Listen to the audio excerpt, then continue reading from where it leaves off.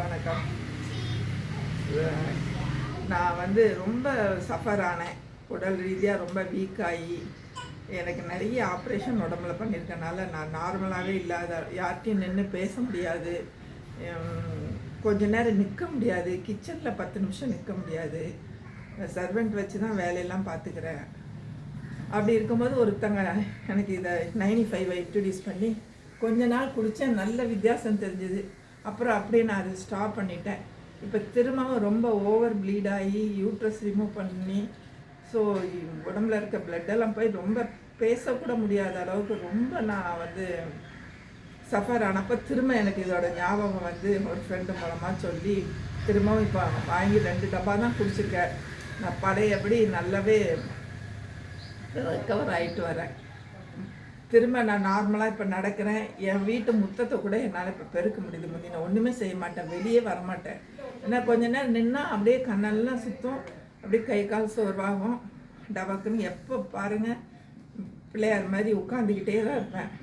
இப்போ நிறைய மாற்றங்கள் இருக்குது. தயவுசெய்து என்ன மாதிரி சஃபர் ஆகிறவங்க இதை கண்டிப்பாக நீங்கள் டாக்டர்கிட்ட போய் நம்ம அந்த டெஸ்ட் எடு இந்த டெஸ்ட் எடுன்னு சொல்லி 5000 ரூபாய்க்கு மேலே நம்மளுக்கு செலவு வச்சு அப்புறம் டாக்டர் ஃபீஸ் இல்லைப்பா மாத்திரை மருந்துகள் இப்படி சாப்பிட்டு இதனால் நம்மளுக்கு சைடு எஃபெக்ட், பாடி ஹீட் ஆகிறது, நிறைய நான் உடல் ரீதியான பிரச்சனைகள்லாம் நான் டேப்லெட்ஸ்னால அனுபவிச்சிருக்கேன். அதெல்லாம் இல்லாத இது நம்மளுக்கு ரொம்ப அந்த மாதிரி பாடி ஹீட் ஆகிறது, நம்மளுக்கு இதனால் சைடு எஃபெக்ட் எதுவுமே இல்லை. காலையில் இந்த காஃபி டீயை தயவுசெய்து விட்டுருங்க. அதை நான் அடிக்டாக இருந்தேன். இப்போ காஃபி டீயை விட்டுட்டு காலையில் எழுந்திரிச்சு நான் நல்லா ஹாட் வாட்டரில் காஃபி குடிக்கிற மாதிரியே நினச்சிக்கிட்டு நல்ல ஹாட் வாட்டரில் இந்த 95 நான் கலக்கி குடிக்கிறேன். தினமும் ரெகுலராக என்னோடய ரொட்டீன் லைஃப்பில் இது ஒரு ரெகுலர் மார்னிங் எனக்கு நல்லாவே பூஸ்டப்பாக இருக்குது. இப்போ நான் என் மகன்கிட்ட சென்னைக்கு வாரேன் அப்படின்னு நானே சொல்கிற அளவுக்கு ரெக்கவர் ஆகிட்டேன்.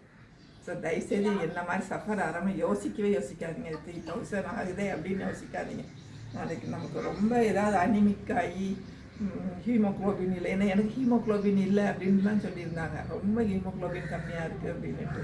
இதுக்கு நம்ம டேப்லெட் எடுக்கவும் சோர்வை நீக்கிறதுக்கு நம்ம என்ன பண்ணுறதுன்னு தெரியாது இருக்கிறதுக்கு இந்த 95 குடித்தா நிச்சயமாக இது என்னோடய அனுபவத்தை சொல்லுவேன். யாரும் சொல்லி கொடுத்தோ அப்படி நான் பேசலை. என்னோடய எக்ஸ்பீரியன்ஸ் இவ்வளோ தூரம் பேச வைக்கி. தயவுசெய்து குடிங்க. நன்றி மேடம், நன்றி.